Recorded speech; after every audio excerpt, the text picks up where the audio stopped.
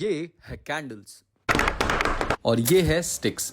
अगर इन दोनों को साथ में जोड़ दिया जाए तो बन जाती है कैंडल स्टिक्स। आपने कैंडल स्टिक्स स्टॉक मार्केट में देखे ही होंगे and this is how they look like. ये दो कलर्स में होती है, एक होती है ग्रीन, एक होती है रेड।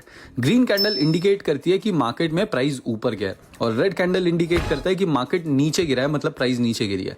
एक कैंडल स्टिक के सबसे इंपॉर्टेंट कंपोनेंट्स होते हैं OHLC, open, high, low and close.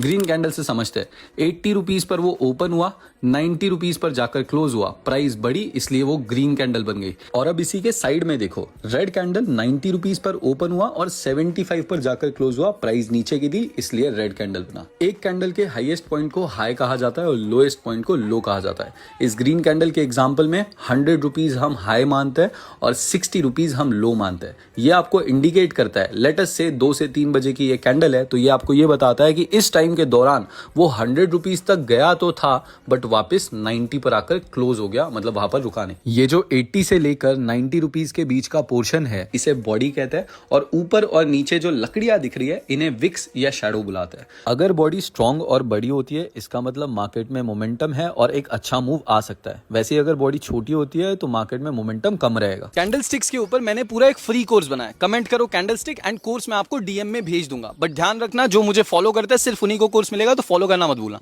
ये है कैंडल्स और ये है स्टिक्स। अगर इन दोनों को साथ में जोड़ दिया जाए तो बन जाती है कैंडल स्टिक्स। आपने कैंडल स्टिक्स स्टॉक मार्केट में देखे ही होंगे and this is how they look like.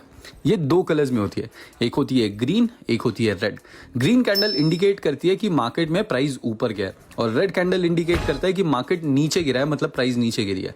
एक कैंडल स्टिक के सबसे इंपॉर्टेंट कंपोनेंट्स होते हैं OHLC, open, high, low and close.